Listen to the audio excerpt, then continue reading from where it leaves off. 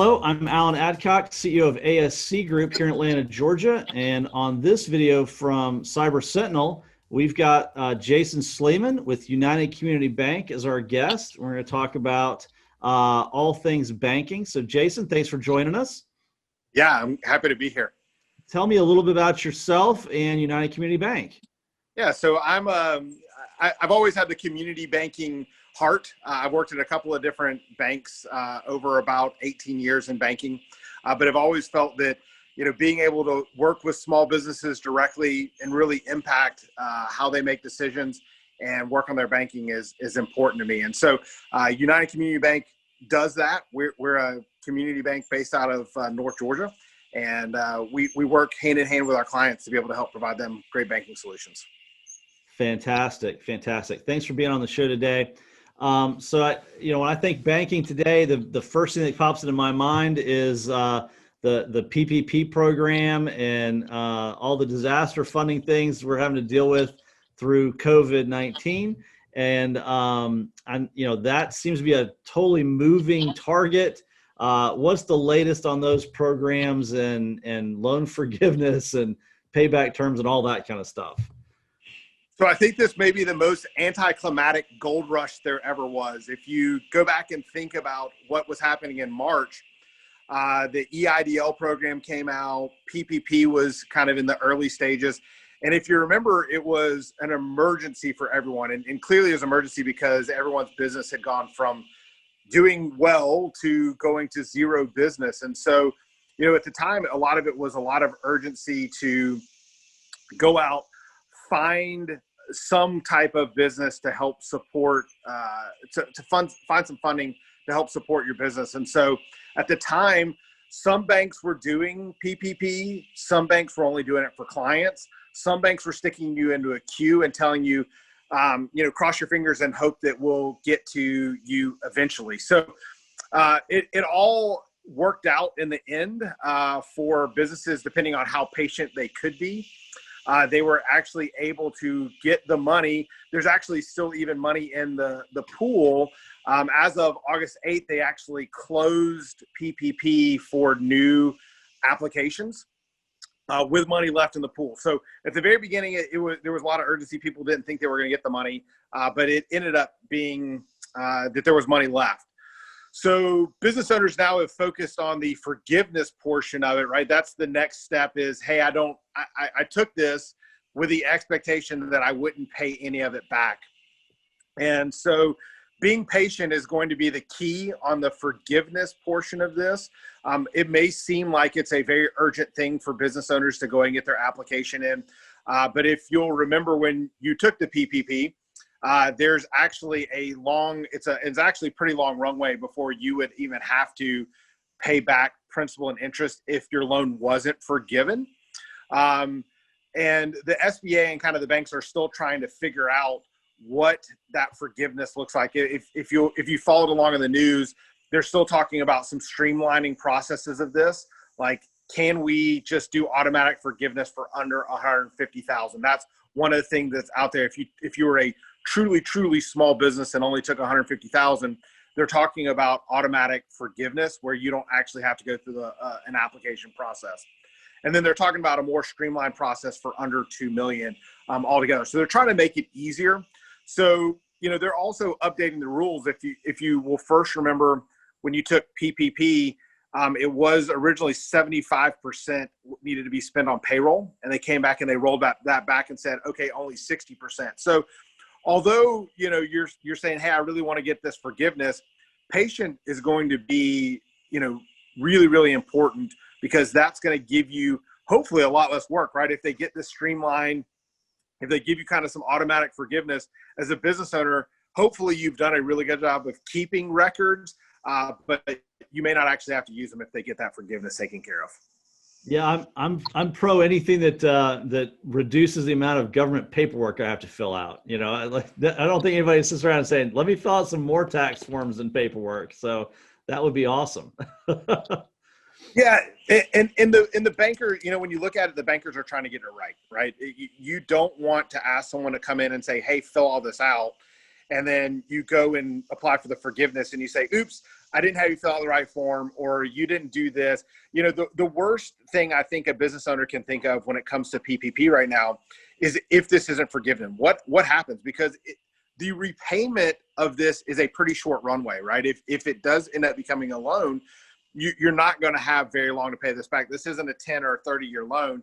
This is a pretty short-term funding need. And so getting it right, making sure you get the forgiveness is going to be important. And, you know, if you don't have to fill out the paperwork and get it wrong, that's going to help people get that forgiveness. Yeah, and that's very different than the disaster funding loans that a lot of people applied for too, right? Those rules are different.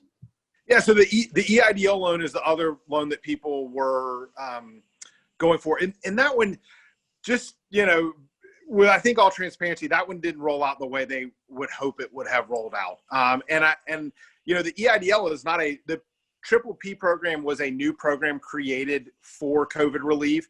The EIDL is a program that is out there for small businesses, and it's been used for things like hurricanes and natural disasters. And, you know, it's been used for more than just a pandemic. And so that program really is not built for this mass application. If you think about all the applications between PPP and EIDL, it's approximately 5 to 10 years worth of SBA loans that would have normally gone through the SBA, right? So the volume is just, you know, astronomically high. And so delivering that, the EIDL was delivered directly through the SBA. And so even though they tried to ramp up hiring, they tried to do that, it didn't get delivered the same way. So I don't know that a lot of people actually got their EIDL loans. A lot of people may have applied for them, and they either, you know, the rules changed and they weren't as attractive. Originally, you know, they were going to give a $10,000 forgivable grant. But then that had to be, explained into your Triple P program. And so I think a lot of people, some people did take it because they were kind of early adopters, but other people were, you know, weren't the first ones in line. And so they got their PPP program and kind of just threw their hands up on it. But that is a program that's a really interesting one because it is very inexpensive money for 30 years. Now, reading the fine print of that document is important because it does have a lot of restrictions. So you may not want to take that out 30 years because you may want to expand, you may want to buy out a partner, you may want to sell your business. And that EIDL loan is actually pretty restrictive of being able to do that. So you just need to make sure that, you know, as you get out of this, that it still fits what your business goals are. And if it doesn't, then, you know, you have to try and figure something else out, right? It may be something that you need to pay it back. You may need to go get traditional bank financing. But it's a great program. And if you got the money and it fits within your goal, it's going to give you long-term money that will, help fund your business for a long time. Yeah, so that's interesting. So the next question that comes to mind then is for companies that now have these loans on their books, when they go to a bank to discuss, you know, getting credit for, you know, loans for some other purpose, how is that treated, and you know, how do banks look at that money that's sitting there as debt owed, right? Yeah, so it's such an interesting time to have to go and get additional funding, and there could be something like a great business model that is kind of a contra business model. Is if you think about things like mailboxes, et cetera, UPS stores, FedEx stores, they're actually, you know, doing really, really well right now because everyone's working from home. They need the notary services, they need the shipping, and so, you know, there's a lot of those businesses that are buying or selling or they're expanding, and so they are needing to go and look at that. Most banks, for the most part, are kind of saying, you know, we need to look at this with a wide lens when it comes to kind of March, April, and May of 2020. You know, if that's where your dip came, that's really explainable. Now, if you were dipping into that and you had bad financials or things were losing into that, banks are going to be kind of a little bit worried about lending you money, right? Because if you were already having a rough time, this is just going to exacerbate that issue. If you had a healthy business and it was dipping in that, early part of COVID when we were all locked down, the banks are going to look and say, all right, well, what is May, June, July, August, September? The further we can get away from this, the banks are going to kind of give you almost a pass on that one little part of what you're doing. So banks are definitely putting that in their underwriting policy that says, hey, we're going to need to evaluate this. A lot of banks have said, hey, if you're an existing client, we're going to kind of give you a mulligan for 12 months, and we may not enforce some of the things that you were doing. So you may have like a debt service covenant or a liquidity covenant. They may give you a pass on that. But I will tell you that the number one thing that I would tell any client, no matter which bank or what you're trying to be, is honesty is going to go a very, very long way, right? Is, hey, we had this problem. We still haven't quite figured it out. We think we're digging ourselves out of it, and this is what we need this for. It's a lot easier to explain through that than, hey, I tried to hide all this information and now I'm in big trouble. And now what do we do? So, as you go and look, the banks are definitely going to, they want to be a partner here, right? If you go back to the last time that we had kind of a financial meltdown, the banks were not in very healthy position, but we've had a 10-year long run of banks being in a really good position. And so banks want to be partners. We want to try and help our clients survive and get through this. And so the banks are going to try and figure out, if you've got a plan of action. I would tell you that if anytime you go and ask for money right now, is you need to understand what the purpose of the money for, what is your repayment plan, and just being fully transparent and showing the bank that you actually know how you're going to use this money to grow your business and get a return on investment is going to be the secret to getting funding right now. So it's all in that business plan that you're going to present to the bank. It is. And I think there have been many parts throughout my banking career over the last 20 years where not having a relationship with a banker is not a problem, right? When rates are good, the economy's good, you can go talk to any bank and they're going to give you some money.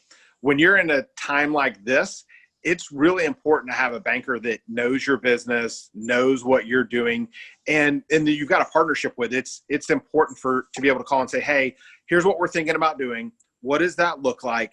What's some ramifications here? How does this affect our other loan? We do have EIDL or we have triple P. How do we get around that? And being able to have a back and forth conversation is going to be important to building your business plan and making sure that you're presenting, your best foot forward as you get the funds. Excellent. So the other thing that's really been impacted during this COVID time are people who are planning to sell or acquire their business during this time. A lot of those deals, I guess, were canceled or have been put on hold. Talk about, what are times of uncertainty like this impact? How do those impact those exits and acquisitions? So it becomes a really interesting time because now COVID, every time we do a business valuation right now, there's a COVID questionnaire that goes along with that, right? So how the SBA also has 7 questions that they want you to answer about your business as you go through COVID. So, as you look at this, you're right. You talked about it being canceled. Most deals from kind of March to May, they hit the brakes, right? The buyers had a panic attack and said, I don't really want to do this. And the sellers all wish they had sold one day earlier than, March 13th. I think they were all hoping they had sold on March the 12th because it really did for a while put this thing into a complete slowdown. But now, transactions are coming back. What you have to understand is if you're buying a business, was this a one-time transaction, or did this permanently wound a business, right? If you're acquiring a restaurant, whatever the valuation was March the 12th is no longer what that valuation of that business is. You've got a long road to get out of this. If you have a manufacturing and you can bring your team all back to work, you probably have an okay valuation, right? You can look at this as a one-time anomaly and be able to put this back in. So what I would tell you is the number one thing when you look at this is surrounding yourself with a team of good advisors, right? So yes, the business broker wants to sell you the business, but they're also a huge wealth of knowledge. Did you Can you talk to the CPA? What do the financials look like? From a banker's perspective, the number one thing we're going to look at is what quality, not did they spin off a ton of money, but what is the quality of the reporting? Can you look and say, yes, you can get back to this and the valuation is there.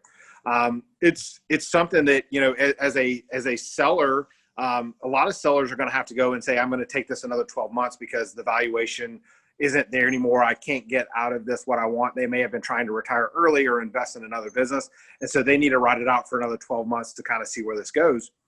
Buyers, on the other hand, this is, if you think that you're going to value shop at the bottom, I don't think that's there either. A lot of sellers who aren't selling at a huge loss just to try and get out of it. I mean, there will be some of that, but for the most part, you're seeing a lot of normalization as people, I have not used this, and I'm going to use this phrase now, but the new normal is kind of where people are going, and they're going to say, does this business go back? So I think where you acquire this, if you're looking at an IT company, that probably didn't do anything. If you're looking at a service business, if you're looking to buy a non-branded hotel, or you were looking to buy a restaurant, those transactions start to get a little bit more sticky, and you need a lot more advice around those. So, overall, the banks are, looking to deploy capital, right? The one thing about the PPP program is, the banks they've tied up a lot of capital. So as forgiveness comes, there will be capital that will come back out. There's the banks, for the most part, the reserves haven't hit exactly what they're looking. There's not a lot of loan losses. Now, if this continues to go out for another 12 or 18 months, where business are having problems, the banks may start to tighten the credit box. But right now, banks want to be a good partner for a business acquisition because that's what's going to get the economy back going is people buying and selling businesses and getting, kind of everyone back to work. So right now, I tell you, the number one thing about a business acquisition is take time to do the due diligence. If you like a business, check out what it looked like pre-COVID and see if it can come back to what it was kind of post-COVID. And if it can, then, you've probably got a good understanding of it.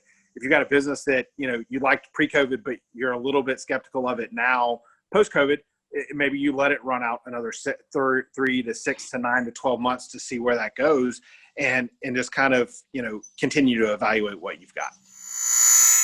Well, if you've got any questions around banking and loans, Jason Sleeman at United Community Bank would be happy to answer those questions and help you out with that. If you've got questions that we can address here on future videos from Cyber Sentinel, reach out on social media to me at #Cyber Sentinel, and we will see you on the next video.